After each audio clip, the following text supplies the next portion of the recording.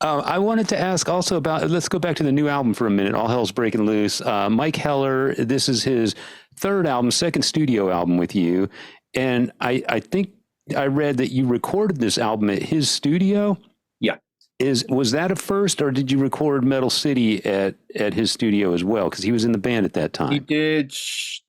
He'd done the drums at his studio on that one, which was we had all this backwards and forwards because he did the drums. We did the recording at a studio with a guy, and it didn't work out, and it was all kinds of hassle, and we had to cancel that. And then we ended up by chance with Michael Wagner, who'd invited us down to his studio. So we did everything with Michael, and it was great. And then the mix wasn't so great. Then we had 2 or 3 guys to do that. This time around, it was all, Mike was in at the get-go because we'd written the songs for Metal City before Mike came in. He put his 10 cents in, but this was from the get-go, everyone putting ideas into the pot, coming up with the songs, choosing the songs. And then Mike did his drums, and me and Mark came over to LA, and we all 3 of us, Mike engineered it. We put everything else together. And then we have this guy, Lassie Lammert in Germany, who's a phenomenal mix engineer, and he did the mix. Boom, great. Yeah. Just having that, and that's an experience we've never had, just being the 3 of us completely.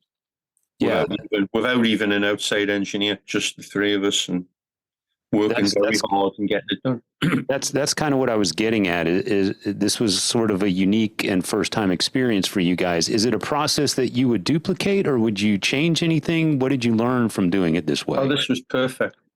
Yeah, okay. This is the way we'd like to do all of them. This was absolutely perfect. And I mean, we'd had a taste of that when I mentioned that writing session where we were all in there and just record some odds and ends of what we were doing. And it's just absolutely perfect. I mean, we stopped using outside producers literally after the Pack is Back. It was like, we know what we want. Yeah. Sometimes if you don't have that vision, an outside guy like that who's working, in the right manner can certainly make a huge difference.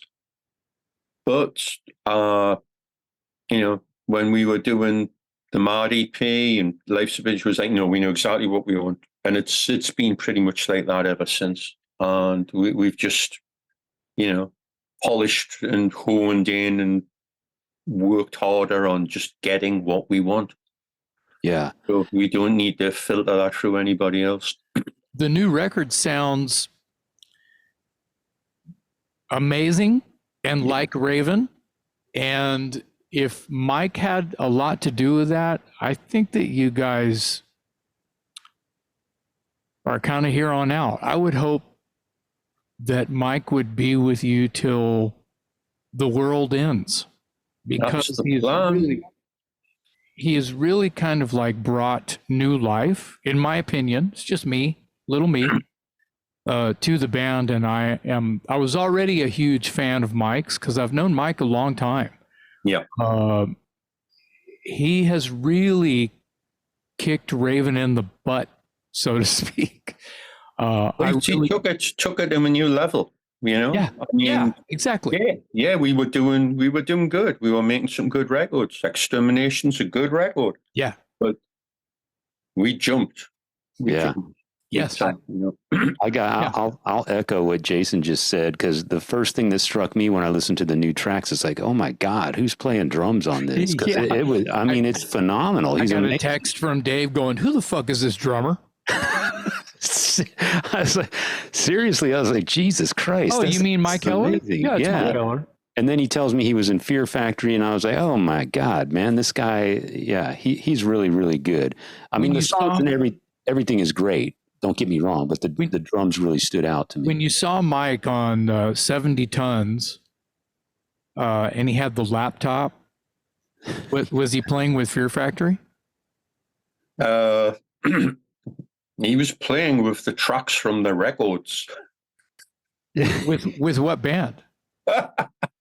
No, let's not get into any of that. Oh, okay. Yeah. I was just curious as to who he was on board with. He was on board with Fear Factory. Okay. Right. Yeah. Well, that makes sense to me. Yeah. I would have guessed that too. Different kind of music entirely. Yeah, exactly. Yeah, and they got all the little introduction parts and God knows what else is going on. And we just thought that was pretty funny. But he'd heard of us, but had never heard any music of us. You're and he kidding. went to see us on that, and it blew his mind. Wow. I didn't know that he was like... No, he'd never heard one song by us. And you go to his place, and he's got like what you've got behind you times about like 1,000. Yeah. He has every album by everyone that ever existed on the planet. And he never had our shit. But no Raven. But no Raven. And he was like, oh, this will be funny. This is the band that Metallica opened up for. I never heard them. Oh, let's check it out. And he said, I was like, what the fuck? Wow. Yeah. So that was cool. So he's, bit by bit playing catch up with all that, Well, and he's a younger man. He's a younger guy with different influences. That's right. And, occasionally, of course, it's like each of us look at each other and go, what the fuck are you listening to? Like, what, you don't like status quo? And then he's listening to death metal and all this. But, there is that overlap. And there is bringing in ideas from where the hell did that come from? And, like the Thing famously putting blast beats in on a melodic hard rock song, basically. So, why not? If it works, it works. And, we're just treating those things a little different. It's just a technique. If everyone's going, blah, blah, blah, blah, blah, blah, blah, it kind of gets annoying.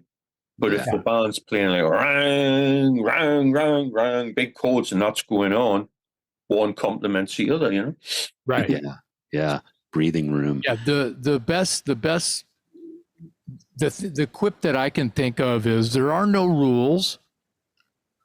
And if it sounds like what it is, if it sounds like what the voices in your head are having you create, by all means, it's a match made. So, I mean, the thing we've always done is that, I don't just plunk along under the guitar riff, No.